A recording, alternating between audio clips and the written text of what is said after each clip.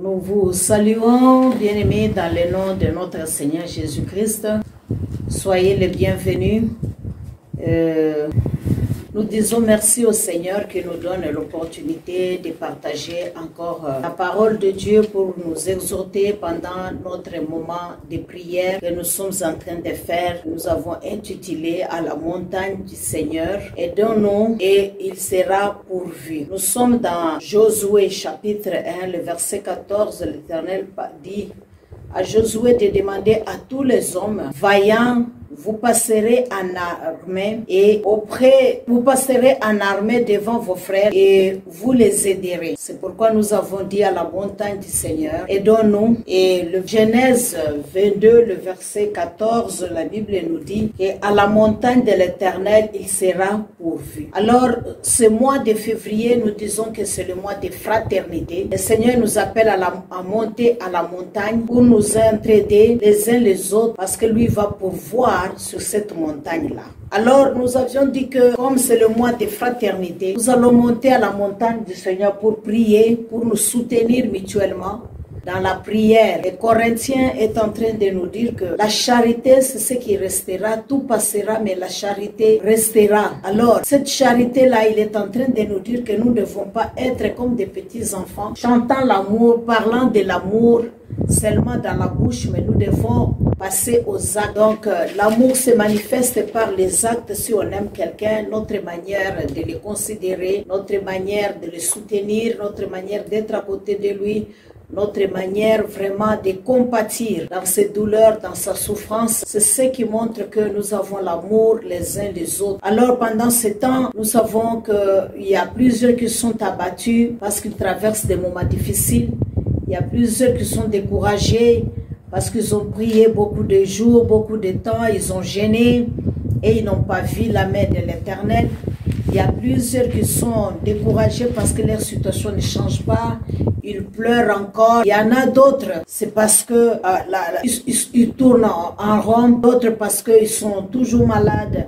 D'autres parce que leurs enfants, la situation ne marche pas à l'école, tout ça. D'autres, c'est des problèmes financiers, des problèmes de couple, des problèmes de voyage. Toutes ces choses-là, de travail, de fiançailles, ainsi de suite, bien-aimé. Ce que je voudrais te dire, c'est d'avoir confiance en Dieu, de tenir bon, de ne pas te lasser, de t'engager encore, d'être tenace et courageux pour que nous puissions encore monter à la montagne. Pour monter à la montagne, on doit escalader. Pour monter à la montagne, des fois on prend des bâtons pour marcher avec. Des fois on est en train vraiment de tenir les autres, ou bien des arbres qui sont à côté, ou bien des pierres, ou bien les mains. Mais l'essentiel, parce que des fois quand il pleut à la montagne, c'est difficile de grimper, c'est difficile de faire la marche. Des fois on contourne toute la montagne, mais l'essentiel est qu'on arrive au sommet. Et dès qu'on arrive au sommet, on peut voir bien de loin ce qui vient de ce qu'il y a comme ville ou bien comme pâturage, comme image des choses, des arbres et ainsi de suite.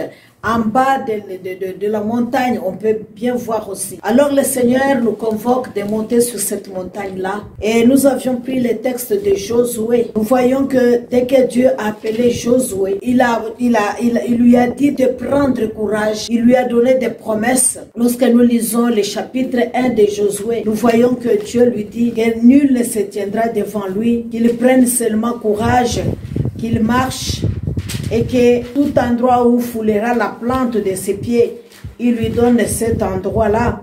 Et Dieu dit encore à Josué que vraiment nul ne tiendra devant lui et qu'il mette seulement en pratique ce que Moïse lui a enseigné et qu'il ne se détourne pas et qu'il ne délaisse pas point ce qu'on lui a dit. Alors il lui dit de se lever, de passer de l'autre côté du Jourdain et afin qu'il puisse vraiment entrer dans la possession, de prendre la possession de la terre que Dieu a promis, n'est-ce pas, aux enfants d'Israël, à leur père. Mais dans la marche, ça n'a pas été facile. Nous voyons que quand il envoie les espions, il y a des nations, il y a des mendiants, il y a le peuple qui veulent combattre et qui veulent à tout prix pécher, d'entrer dans cette terre-là.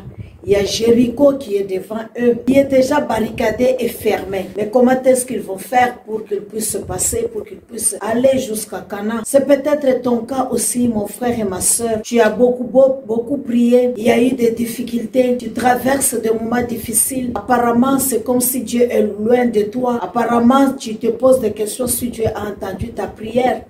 Tu es abattu au-dedans de toi parce que tu tournes en rond. Tu sens que tu veux délaisser même la vie de Dieu, la vie des prières, la vie de l'église. Tu te dis, tu veux chercher des solutions toi-même parce que toi aussi tu te trouves devant un Jéricho, une difficulté, un problème, une situation que tu ne comprends pas pourquoi ça ne marche pas. Parce que tu te dis tout tourne en rond contre toi. Parce que tu te dis Dieu t'a délaissé. C'est le moment difficile. C'est le moment vraiment de difficulté. C'est le moment où tu dois relever ta foi. Mais nous avons vu avant-hier que Dieu a donné la clé, première clé à Josué. Il lui a dit d'abord de les louer dans cette circonstance-là. Malgré, il lui a dit de se fortifier, de prendre courage, qu'il ne va pas l'abandonner. Il prendra possession du pays que Dieu lui a juré à leur père. Il prendra possession parce qu'il lui a déjà donné. Comme nous savons que Dieu ne se répand jamais. Ce qu'il a dit, il va l'accomplir.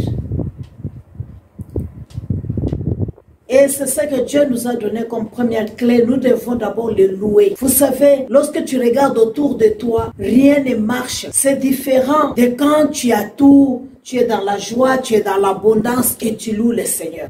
Louer Dieu dans des difficultés montre comment est-ce que nous sommes attachés à Dieu. Louer Dieu dans des difficultés montre l'état d'âme que tu n'as pas aimé Dieu à cause de ce qu'il fait, mais tu l'aimes à cause de ce qu'il est. À ce moment-là, ta louange, ton adoration n'est pas conditionnée par quoi que ce soit, mais parce que tu reconnais que c'est ton Père, tu reconnais que c'est ton Rédempteur, tu reconnais que c'est Dieu qui t'a sauvé, tu reconnais que tout vient de lui. Alors, tu as confiance totale en lui. À ce moment-là, tu n'as pas te lasser dans ces louanges, dans cette adoration-là. Aujourd'hui, bien-aimé, je suis venu avec la même parole pour t'encourager parce que Habakkuk nous dit que c'est une prophétie dont le temps est déjà fixé. Elle marche vers son terme, elle ne mentira pas si elle tarde à temps-là, car elle s'accomplira certainement. Ce que Dieu a dit, si réellement ça vient de la bouche de Dieu, ça va s'accomplir. Alors toi, commence à l'adorer, même si tu ne vois pas. C'est par la foi que nous marchons, c'est pas par la vue. Alors commence à l'adorer. Et Dieu nous a dit de ne pas avoir de plaintes, de murmures, de ne pas nous lasser, de ne pas abandonner, de ne jamais abandonner, de ne pas se décourager, mais de compter sur ses promesses, de compter sur ce qu'il a dit, de proclamer la victoire, de nous unir comme un seul peuple, comme une seule armée, et de monter sur cette montagne pour nous entraider les uns les autres, pour nous soutenir mutuellement. C'est pourquoi nous avons dit, notre fraternité, nous allons la passer dans la prière en nous soutenant mutuellement, en soutenant, en priant pour ceux-là qui n'ont pas encore connu Christ, qui n'ont pas encore entendu la parole de Dieu, en soutenant ceux qui traversent des moments difficiles dans les finances, ceux qui cherchent encore de mariage, ceux qui pleurent encore pour que leur situation traîne encore, pour prier pour ceux-là, bien-aimés, qu'ils ont entendu des promesses, mais jusque-là, les portes ne s'ouvrent pas encore devant eux. Qui rencontrent Jéricho devant eux. Donc, je t'invite encore de monter sur cette montagne du Seigneur. C'est toi qui connais Jéricho, ton Jéricho. C'est toi qui le connais. Qu'est-ce qui t'empêche de louer Dieu? Qu'est-ce qui t'empêche d'entrer dans ta destinée? Qu'est-ce qui t'empêche de te conduire,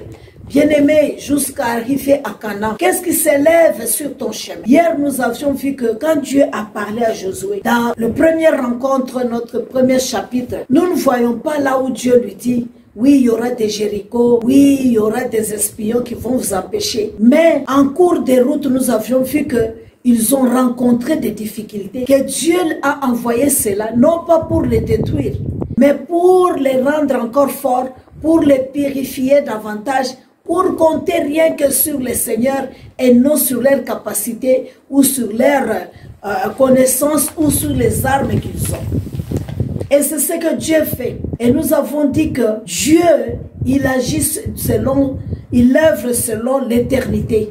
ce qu'il a déjà lui planifié selon son temps. Il ne fait pas parce que nous voulons. Et nous avions dit que nous ne devons pas les commander parce qu'il est souverain. Donc il fait chaque chose bon à son temps selon les Écritures. Nous pouvons avoir des difficultés, mais ce que nous devons faire, c'est nous lever, avoir la foi et la persévérance, l'endurance, le courage d'avancer avec les saints. Et nous vous disons aussi que la parole de Dieu dit, il n'est pas digne celui qui tient la charrue et regarde derrière. Nous avons accepté Christ. Nous sommes ses enfants. Et Dieu nous a dit que c'est le moment qu'il fera la différence, bien aimé, entre les fils et l'esclave, entre ses enfants, ceux qui les servent et ceux qui ne les servent pas, ceux qui les craignent et ceux qui ne les craignent pas.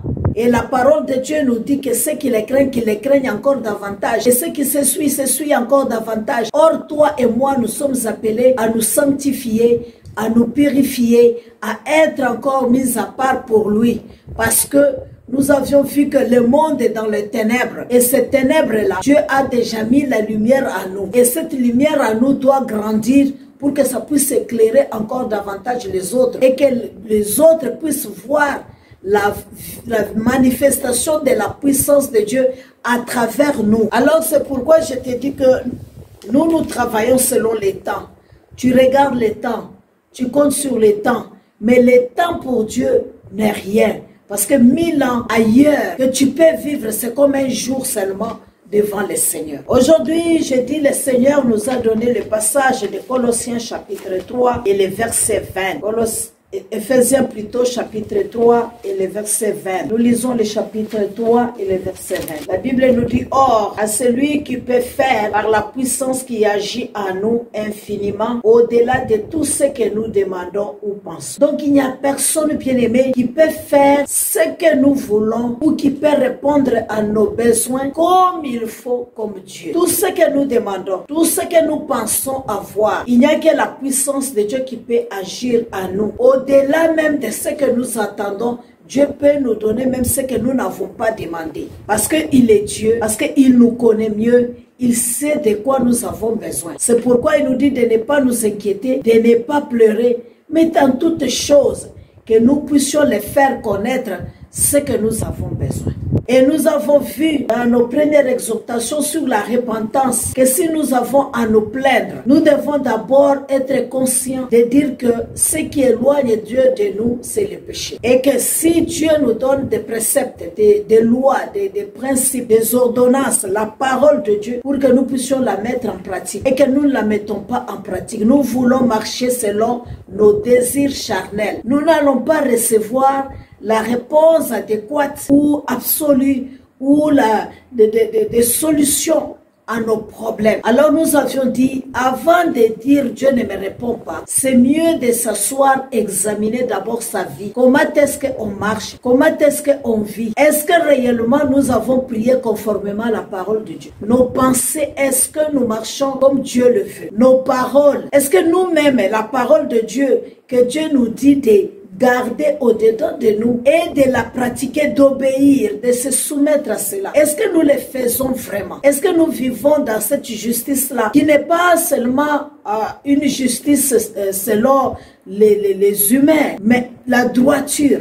Ce que Dieu nous dit là, plutôt oui, ce que Dieu nous demande de faire, est-ce que nous vivons selon cette justice-là? Nous sommes les premiers à se plaindre, Dieu ne répond pas, ma situation est la même. Mais est-ce que nous avons observé réellement ce que Dieu nous a dit et que Dieu n'a pas répondu? Si Dieu garde silence, il n'est pas dit que Dieu n'a pas répondu, il a répondu par ce silence-là. Si Dieu nous dit d'attendre, nous devons attendre, nous n'avons pas à presser Dieu. Dieu n'est jamais pressé, Dieu n'est jamais en retard. Mais Dieu agit selon son. Est-ce que nous sommes dans l'état de Dieu? Il n'y a que Dieu qui connaît. Et que la Bible dit que c'est l'Esprit de Dieu qui sonde les profondeurs de Dieu, qui peut nous révéler. Et si le temps de Dieu arrive, comme Habakkuk nous a dit, nous verrons cette prophétie-là s'accomplir. Ce n'est pas une mensonge, c'est une vérité. Mais nous devons, comme deuxième clé qu'on nous a dit, d'avoir la patience. Lorsque nous gardons courage, nous devons aussi développer la patience en nous. Et cette patience-là doit produire les fruits de la justice de Dieu, doit arriver à sa maturité. C'est-à-dire, ça doit nous transformer, ça doit nous rendre meilleurs, comme de l'or qui a été éprouvé lorsqu'on fait entrer, n'est-ce pas, cela dans un four et on fait ressortir cela. Et nous avions dit que de l'or, nous allons voir que tous les saletés sont sorties. À ce moment-là, ça devient pur, ça devient propre. Et la valeur augmente de l'or lorsque nous voulons vraiment mettre ça sur le marché. Et Dieu veut que nous ne soyons pas ces enfants-là qui manquent certaines choses. Ces enfants-là qui ont des défaillances. Ces enfants-là qui ont de l'impureté. Mais il veut à tout prix nous laver, nous purifier, nous rendre purs, lui ressembler pour que nous puissions arriver à produire le fruit de l'esprit, être meilleurs et qu'enfin que lui puisse nous maintenant nous exposer et que notre témoignage maintenant puisse attirer les autres, puisse éclairer les autres, puisse édifier les autres, puisse encourager les autres, puisse amener les autres au Seigneur. Voilà, Dieu est en train de nous aider dans ce sens-là quand il nous demande de patienter. Il va le faire selon son temps et au-delà de ce que nous lui demandons. Et il nous a dit de proclamer la victoire. Proclamer la victoire. Malgré nous sommes sur la montagne du Seigneur, malgré il va pourvoir, c'est à la montagne que Dieu pourvu. Alors, comme il a dit lui-même, il est Yahweh, il pourvoit là-bas. Comme il nous dit encore dans Matthieu 6, 33, si nous cherchons son royaume, si nous attachons à lui, si de tout notre cœur nous venons vers lui, comme cette femme de Luc 6, verset 36 à 50, qui est venue au Seigneur, la femme pécheresse, elle est venue par amour, elle n'est pas venue par intérêt. Elle est venue par amour recevoir la miséricorde de Dieu. Et quand nous voyons, elle était pécheresse, mais elle est venue même avec du parfum de grande valeur. Elle est venue, elle s'est mise au pied du Seigneur. Et le Seigneur a regardé son humilité. Dieu l'a accordé le pardon et le salut. C'est par amour que Dieu a manifesté cet amour vers cette femme. Parce qu'elle aussi, elle est venue dans cet amour-là. Donc nous aussi, nous devons aller d'abord premièrement vers le Seigneur par cet amour comme deuxième clé aujourd'hui. En dehors de la joie, de la louange que nous allons faire au Seigneur et de l'adoration. En dehors des proclamations de la parole de Dieu comme deuxième chose. Troisièmement, venons vers Dieu par amour. Et la quatrième des choses, nous les trouvons dans 2 Corinthiens 4, verset 16. Et je voudrais plus insister sur le verset 18. 2 Corinthiens, est-ce que mon frère, tu peux me lire? 2 Corinthiens. 2 Corinthiens, chapitre 4, le verset 16 à 18. 2 Corinthiens, chapitre 4, le verset 16 à 18. C'est pourquoi nous ne perdons pas courage. C'est pourquoi nous ne perdons pas courage. Et lors même que notre homme extérieur se détruit. Même si notre homme extérieur se détruit, nous traversons des moments difficiles, des maladies, des difficultés, la stérilité, le manque de nourriture, la faim. Nous sommes abattus dans notre âme, découragés par ce que nous voyons ou ce que nous entendons ou ce que nous vivons. Nous sommes chassés dans des maisons. Bien-aimés, tout ce que le corps subit là, c'est de l'extérieur seulement. Mais nous ne devons pas nous décourager. Nous devons avoir les choses. Nous ne devons pas nous décourager parce que nous savons que le Seigneur est avec nous. Oui, mon frère. Notre homme intérieur se renouvelle de jour en jour. Notre homme intérieur doit se renouveler. C'est pourquoi il nous convoque sur la montagne. Pour que nous puissions encore, n'est-ce pas, se renouveler. Je me rappelle, je pense, j'avais expérimenté quelque chose jadis, le serpent. Vous allez voir qu'à un moment donné, s'il vieillit, il entre encore dans un trou. Et vous allez trouver que sa peau, il change, il enlève l'ancienne peau, il devient nouveau. Il a une nouvelle, il a un peau nouveau. La peau là devient nouvelle. Et vous allez voir que quand il sort, il brille. Et c'est ça, l'Éternel veut que nous puissions monter sur cette montagne. Et d'ailleurs, sur cette montagne, le Seigneur ne nous exige pas de gêner ou de faire quoi que ce soit. Juste avoir le temps avec lui. Juste rester sur cette montagne-là, l'écouter encore. Juste encore, sonder encore que notre cœur puisse se déverser encore devant lui et sonder les profondeurs de Dieu, nous révéler encore certaines choses qu'on n'a pas bien compris, qu'on n'a pas bien maîtrisé, qu'il puisse nous aider à avoir encore la connaissance de Dieu. Oui, frère. Car nos légères afflictions du moment présent produisent pour nous, au-delà de toute mesure, un poids éternel de gloire. Oui, c'est ce que nous avions lu dans Colossiens aussi 3, verset 20, qui nous donne au-delà de ce que nous avions même demandé ou pensé, nos afflictions, nos difficultés, nos problèmes. Qu'est-ce que l'Éternel fait? C'est ce qu'on est en train de nous dire. Oui, continuez. Parce que nous regardons non point aux choses visibles, mais à celles qui sont invisibles, car les choses visibles sont passagères et les invisibles sont éternelles. Parce que nos légères afflictions du moment présent produisent pour nous au-delà de toute mesure. Dans Colossiens 3, 20, on nous dit infiniment au-delà de ce que nous avons demandé ou de ce que nous pensons. Et ici, on nous dit produisent pour nous au-delà de toute mesure un poids éternel de gloire. Donc ça va produire la gloire, ça va nous donner un témoignage, ça va nous donner la joie, ça va amener réellement à reconnaître qu'il est Dieu, qu'il est puissant, qu'il a la force et la puissance entre ses mains.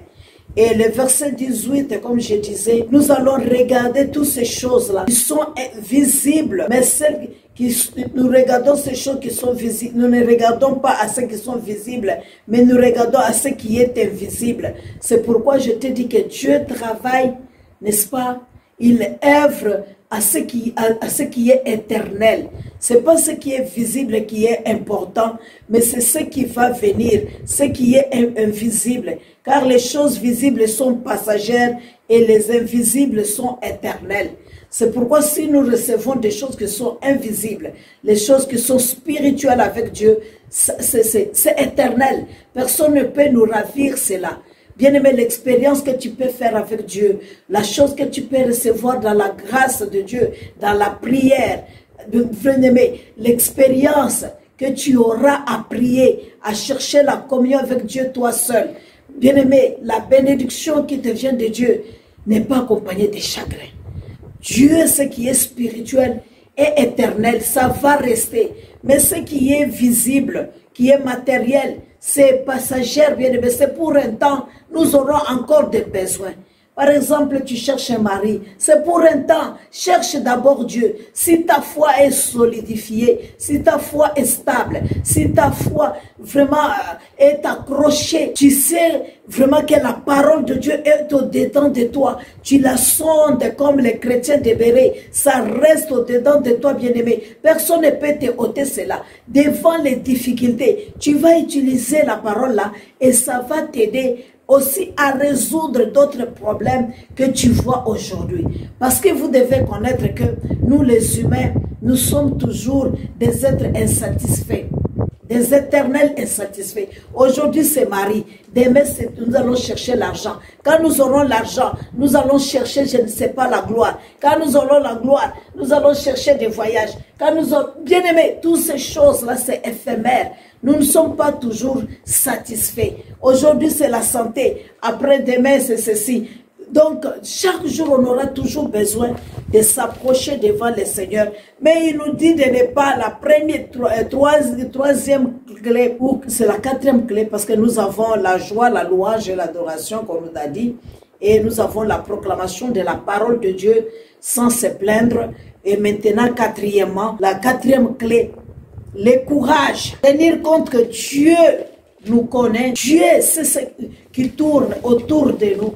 Nous ne devons pas nous plaindre ni pleurnicher, mais nous devons par contre nous contenter de ce que nous avons d'abord pour l'instant, pendant que Dieu n'a pas encore ajouté ou donné au-delà de ce que nous entendons ou nous pensons. Mais il va pourvoir à sa montagne. Sur sa montagne, l'Éternel a pourvu déjà. C'est nous qui devons monter là-bas. Et par la foi, comme vous savez, c'est la foi qui est vraiment aussi la clé aussi principale. La foi vient de quoi? De ce que nous entendons Et ce que nous entendons vient de quoi? De la parole de Dieu.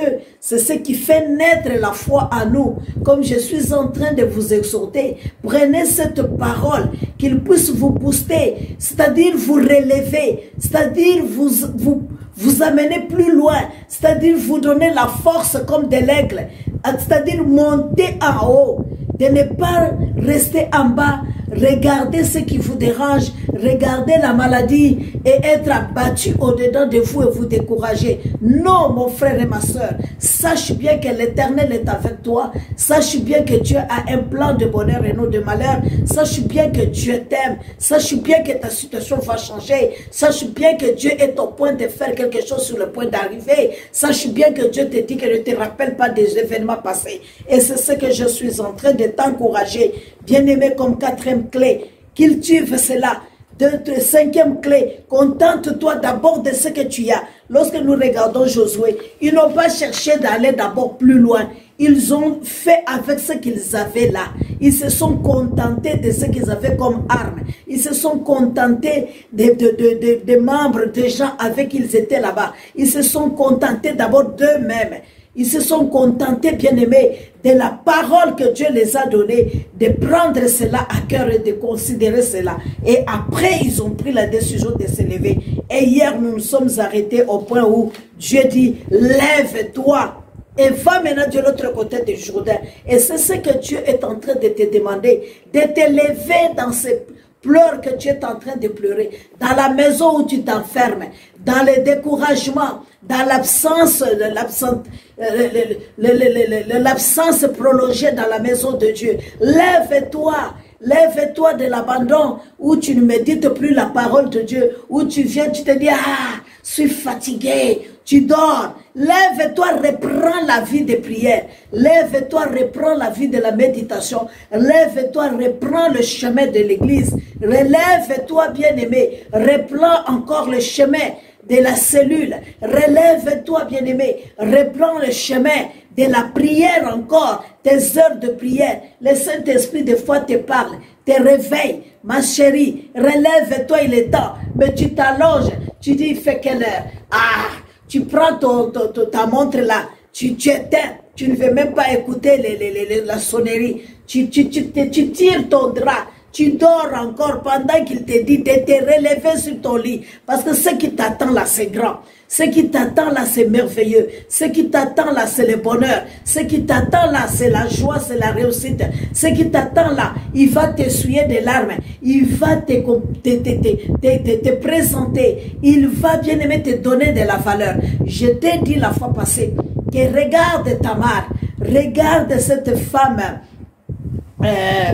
Rahab. Je t'ai montré que Tamar a couché avec son beau-père. Je te parlais de Rahab qui était la prostituée. Aujourd'hui, je te parle encore de la femme pécheresse de Luc 11, verset 6, qui était pécheresse. Mais elle s'est levée, elle s'est rendue compte qu'elle est coupable, qu'elle est pécheresse. Oui, les gens peuvent parler, les gens savent même nos vies. Ils savent que nous sommes mauvais. Ils savent que nous sommes des prostituées, des menteurs, des voleuses, des voleurs, bien-aimés. Ils savent ta vie très bien. Mais elle s'est levée, elle est partie vers le Seigneur.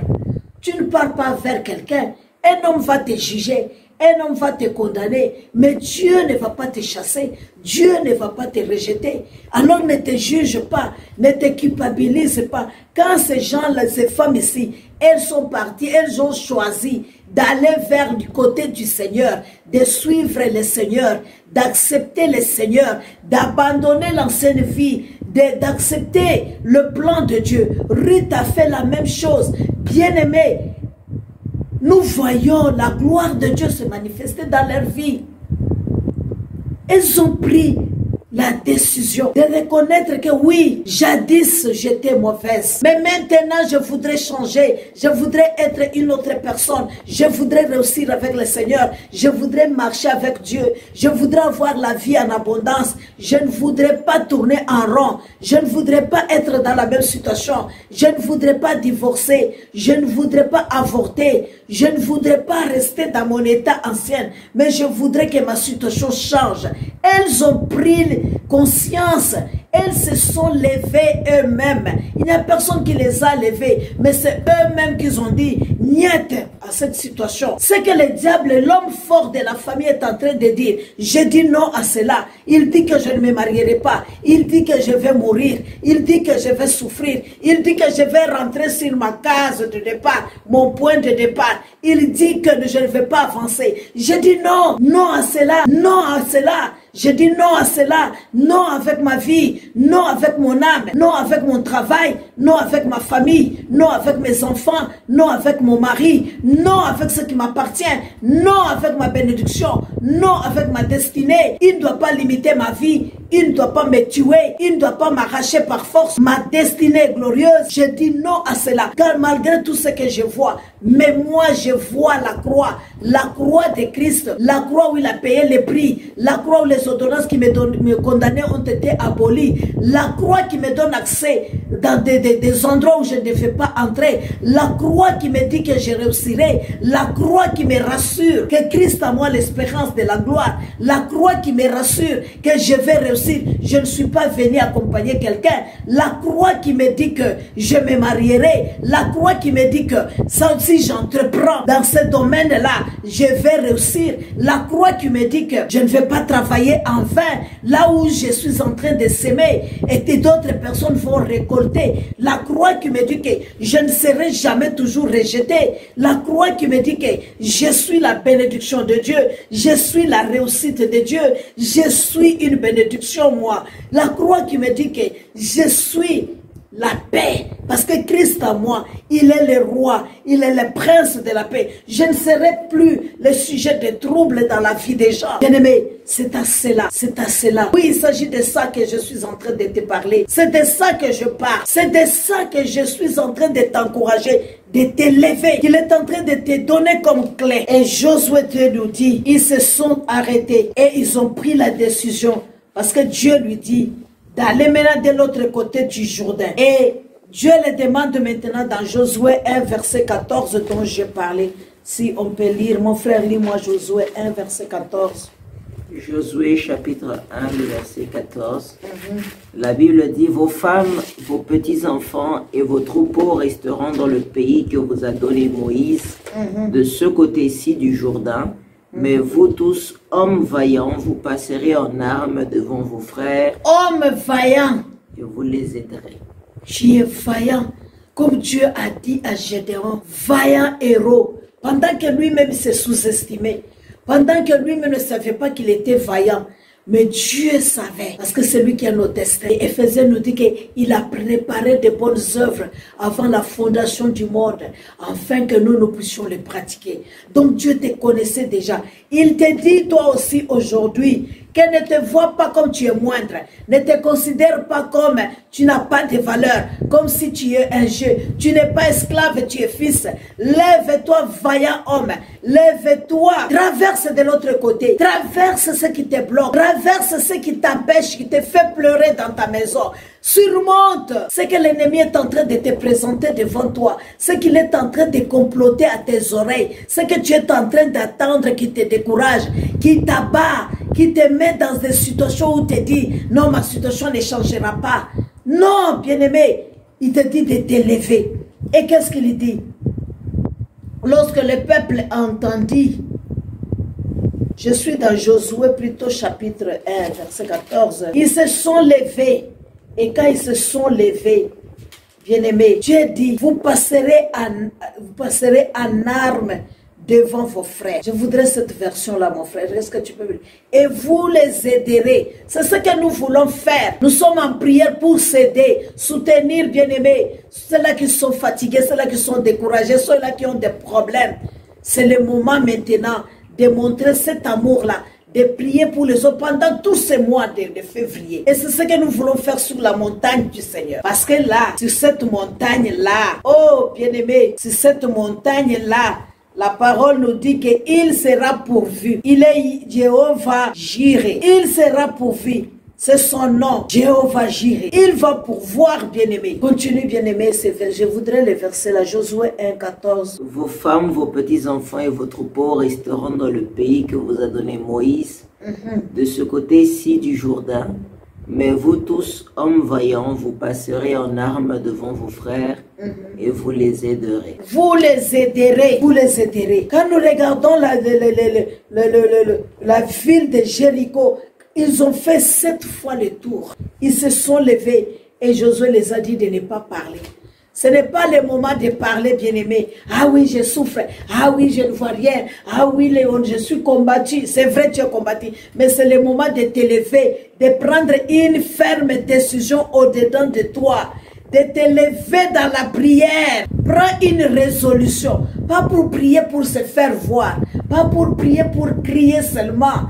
Pas pour prier pour impressionner. Pas pour prier pour arranger des versets bibliques ou bien les français. Prie de ton âme, que la prière vienne du fin fond de ton cœur, que la prière vienne comme, tu pries comme Anne, en âme et conscience. Bien-aimé, tes regards fixés vers la croix, vers Christ, le consommateur de ta foi.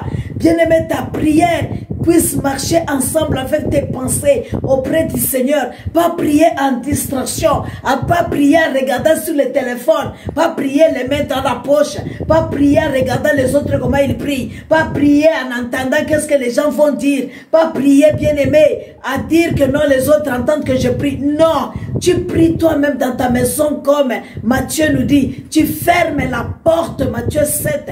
Tu demandes à Dieu qui est dans les secrets et lui te répondra aussi dans les secrets. Bien-aimé, tu pries d'une manière fervente, tenace, sans abandonner, avec courage, avec force, de toute ton âme, de toute ta force. C'est de cette prière que je suis en train de parler, en s'appuyant sur la parole de Dieu. Ce que Dieu dit, c'est de ça qu'il s'agit. C'est de ça qu'il s'agit. C'est révolter contre cette situation-là qui a pris vraiment du temps dans ta vie, qui a trop traîné. C'est ça que Dieu nous dit. Zorobabel, qui es-tu? Cette montagne-là doit s'aplanir. Doit s'aplanir, bien-aimé. Ce n'est ni par la force, ni par l'intelligence des hommes, mais c'est par l'Esprit de Dieu que tu vas te lever et prier. Alors, pendant qu'ils se sont levés, qu'est-ce que Dieu les a dit? Dévoués à l'interdit. Ne rentre plus dans les choses que tu as vomi. Ne rentre plus dans les choses qui te dérangent, qui bloquent ta vie. Allez se retrouver encore avec les mêmes gens, vous asseoir, commencer à critiquer. Non, non, on a critiqué, c'est bon. Le temps maintenant est révolu. On a parlé, c'est bon des gens. Maintenant, c'est le temps de prière. C'est le temps de chercher Dieu. C'est le temps de voir l'interdit. Ce n'est plus le temps d'aller coucher partout. Ce n'est plus le temps de piétiner partout. Ce n'est plus le temps de faire tout ce que nous voulons. C'est le temps maintenant d'obéir à Dieu, de se soumettre à Dieu, de s'abstenir de certaines choses. C'est le temps, bien-aimé, des interdits. Parce que le Dieu que nous prions, c'est le Dieu aussi des interdits. C'est le temps aussi, bien-aimé, de ne pas se laisser dans les désirs de la chair, d'endurer, bien-aimé, de persister, de s'abstenir, de persévérer, de persévérer. Voilà ce que je suis venu te dire pour que tu puisses vivre ton miracle, pour que tu puisses voir la victoire, pour que tu puisses cesser à pleurer, pour que Jéricho puisse tomber. Et je t'ai dit que Jéricho, c'est ton problème. Jéricho, c'est ce que tu traverses dans ta vie. C'est le mur qui est devant toi, bien-aimé. C'est cette forteresse-là. C'est cet homme fort qui s'élève dans votre famille, qui veut contrôler tout le monde, qui veut tout, que lui puisse centraliser tout, que lui soit le chef, que lui décide sur ta vie. Bien aimé, nos vies, c'est Dieu qui va décider. Ce n'est pas les hommes. C'est Dieu qui décide sur nos vies. Alors toi, tu dois t'élever pour vaincre cet homme-là. Tu dois vouer à l'interdit certaines choses. Prends courage. Choisis de suivre Christ. Choisis d'être au pied du Seigneur. Choisis la bonne part. Prends la louange, l'amour. Donne-toi toi-même. Unis-toi avec les autres comme une armée pour soutenir les autres. Pour toi qui te dis, ah, moi je n'ai pas de problème. Moi tout va bien. Unis-toi aux autres. Et lorsque vous lisez Josué, est-ce que tu peux me lire Éphésiens chapitre 6, je pense le verset, on peut lire du verset 10 à 18 ou bien à 20, mais c'est un long passage. Je voudrais parler des armes spirituelles. Tout est en toi, bien-aimé. Tu dois prendre ces armes-là.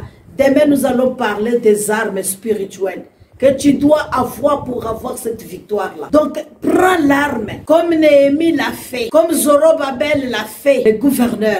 Il travaillait d'un côté avec une main, mais de l'autre côté, il avait l'arme. Parce qu'il savait que l'ennemi peut venir à tout moment. Donc, ce temps de prière-là, je ne te dis pas d'abandonner le travail. Je ne te dis pas de t'absenter. Je ne te dis pas de refuser d'aller chercher l'argent. Je ne te dis pas, bien-aimé, de rejeter tout ce que tu es en train de faire pour prier. Va travailler. C'est important. Parce que la grâce va t'accompagner dans ça. Et si tu veux avoir les moyens, les finances, autre chose, nous t'encourageons de travailler. Mais pour être puissant, pour vaincre l'ennemi, nous avons le temps. C'est pourquoi nous avons dit que notre prière se fera la nuit. 22h à minuit, 21h à minuit. Fortifie-toi, prends courage. Je sais que tu n'aimes pas prier. Tu ne dois pas prier pour 2 heures, 3 heures. Mais tu peux prier. Tu peux prier si tu veux. Tu peux prier, bien-aimé. Tout est possible si on aime, si on croit à la chose. Je peux faire. Est-ce qu'on peut me lire? Ephésiens chapitre 5, verset 14 à 18. Non, Ephésiens 6, oui. Ephésiens 6, verset 14 à 18. Tenez donc ferme, ayez à vos reins la vérité pour ceinture, revêtez la cuirasse de la justice, mettez pour chaussure à vos pieds le zèle que donne l'évangile de paix. Prenez par-dessus tout cela le bouclier de la foi, avec lequel vous pourrez éteindre tous les traits enflammés du malin. Prenez aussi le casque du salut et l'épée de l'esprit, qui est la parole de Dieu. Faites en tout temps par l'esprit toutes sortes de prières et de supplications. Veillez à cela avec une entière persévérance et priez pour tous les saints. Lorsque vous lisez Ephésiens 4 aussi, verset 31, on nous dit que nous devons prendre toutes les armures pour que nous puissions combattre l'ennemi. Et vous allez lire aussi la parole de Dieu nous dit que toute autorité nous a été donnée. C'est à nous, bien-aimés, de marcher sur les serpents et sur les scorpions, de porter toutes les armes de Dieu, n'est-ce pas, au verset 13.